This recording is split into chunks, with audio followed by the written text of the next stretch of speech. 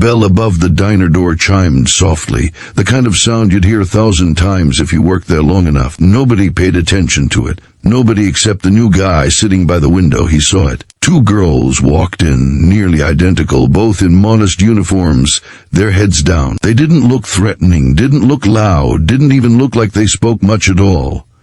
The regulars barely noticed them, but the men at the corner booth did.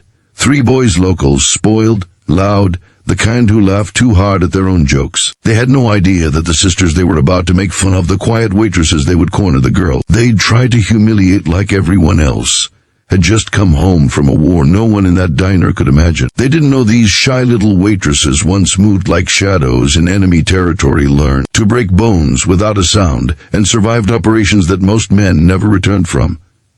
No one knew. Not yet. But they were about to.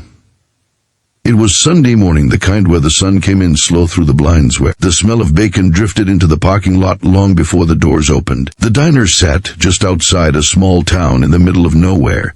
The sort of town that never changed. The floors creaked, the coffee was always too strong, and the locals gathered like clockwork. The twins, Ava and Riley, were new here.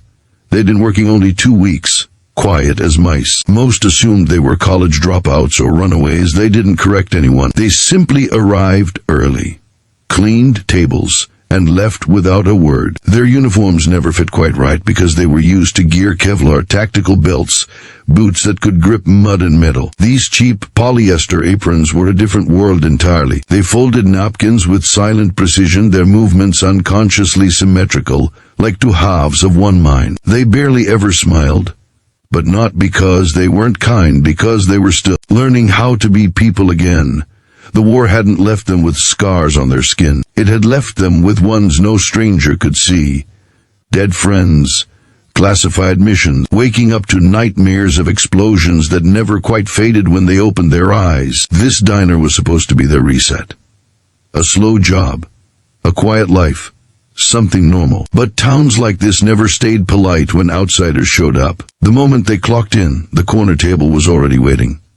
3 boys, Steve, Brett, and Cole. They came in every afternoon, always loud, always bragging about high school football, even though graduation was 3 years behind them. Their fathers owned farms or construction companies. They were used to getting away with anything. The diner manager pretended not to notice, because money was money, and boys would be boys.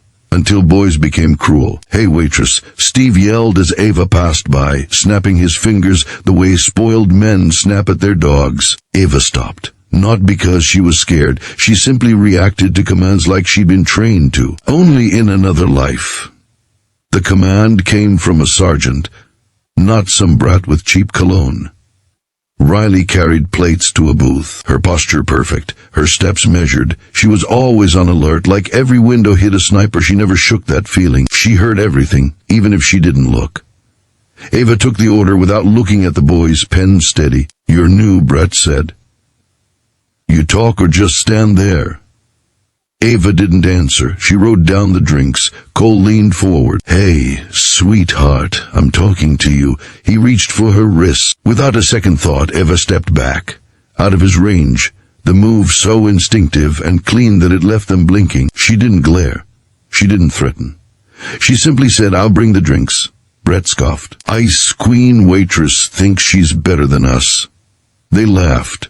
The diner pretended not to hear. The old cook, Eddie, stirred a pot and glanced at them from behind the counter.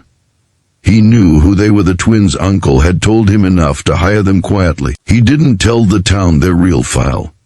He didn't tell them why they sometimes flinched when a door slammed. He just told them the twins needed work and that they were good girls.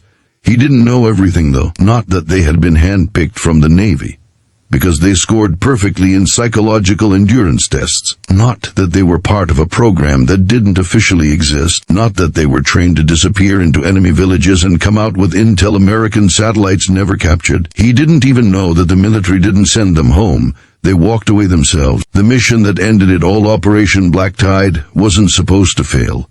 They were supposed to extract an asset. Instead, they watched their entire unit vanish under gunfire and smoke. They didn't cry when they flew back to base. They didn't scream. They didn't curse command. They simply said, "We're done." The brass argued, begged, tried to keep them. But Ava and Riley left the world that chewed them up. They wanted peace, but peace never came easy.